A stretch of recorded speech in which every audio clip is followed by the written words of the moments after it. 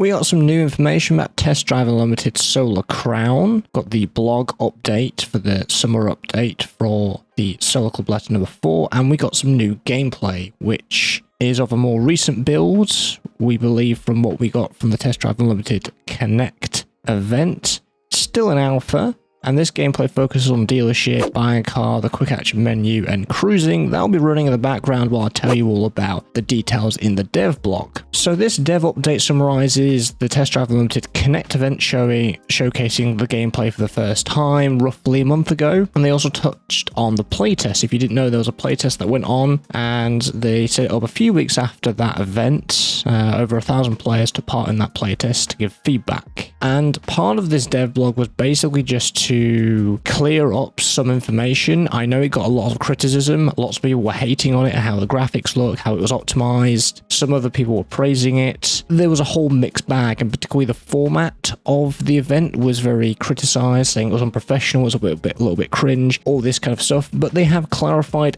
everything. So let me just go through all of that. So the first thing they said, it was a unique presentation format. The gameplay reveal, came in the form of a live co-op session, and 3 members of the development team were joined by Black Panther, Alex Seven, Alan Boyston from Team VVV. Those 3 content creators specialize in online racing games, so that was kind of the reason why they wanted to bring them aboard. They did say the format did seem like it was a surprise, but they felt it was crucial to include some well-known members of the community to show content that has been eagerly anticipated for the coming years. And the format highlighted the social aspect of Test Drive, which is essential and traditional component of the franchise, which is one of its key features and concepts. The concept of Test Drive franchise is not just limited to competitive racing, it's a lifestyle centered on luxury and a passion for cars that share with others. For example, you can buy a car from a dealership together or customize your cars at a workshop as a group. Now, at the event, to address a larger audience than just long-standing fans of the franchise, they wanted to show a gaming session that represents the experience that many of you will have when first playing the game. Lots of fun, players challenging each other, exploring a vast world with a wide variety of possibilities. This was the exact thing that I mentioned, I believe, on the Fandom's Edge podcast, to say that, yes, it might have seemed very unprofessional in comparison to all the other companies that do presentations, but at the end of the day, that's exactly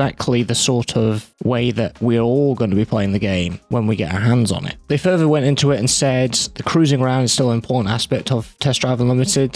They're confident that exploring the island as a more relaxed place will also be lots of fun for all the more purists out there. And it remains faithful to this vision by retaining what players have always loved about the franchise, from chill driving, being alone or with others, enjoying landscapes at cruising speed, and using all the various options inside your car. The dev blog then kind of touched on the physics. So the note about the physics, they said the car handling and behavior is key to the Test Drive Unlimited experience. The gameplay shown was in early development alpha version, and from that they did receive feedback such as the car's behavior on asphalt and gravel, the feeling of speed, the pronounced differences between each vehicle. And what they said was they felt it was important that players can have the ideal experience with a controller and all the assists enabled, as well with a wheel without the assists for a more sim-like experience. Going over hybrid, not just an arcade racer, but an arcade sim racing experience. So no matter what your experience will be, if you want to stay arcade, you can do so. If you want a more sim-like experience, you can do so. I quite like that approach. There was a quick note on the graphics, quality and performance. They said at the event, this was a chance to share a pure look at the game experience in its current form. No editing, no trying to make it look like it's better than it is. Just pure, raw development footage, which it was alpha,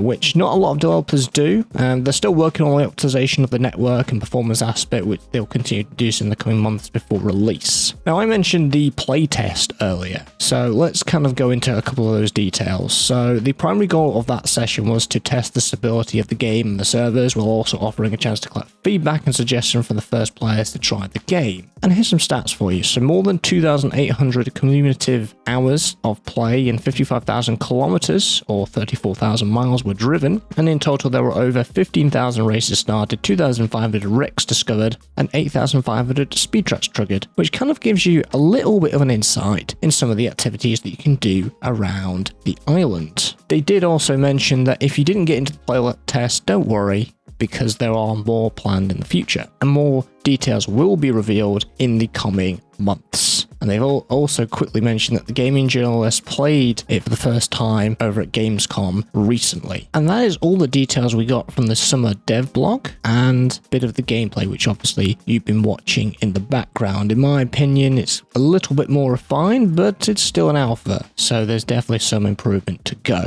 And that's going to do it for today's video. I do hope you've enjoyed it. If you found it helpful and like to see more like this one, make sure you're subscribed. I'd like to know what aspect of Test Drive you're looking forward to when the game launches next year. And I'll try and continue to be on top of all the new Test Drive Unlimited Solar Crown info. And I'll see you guys in the next one. Take care.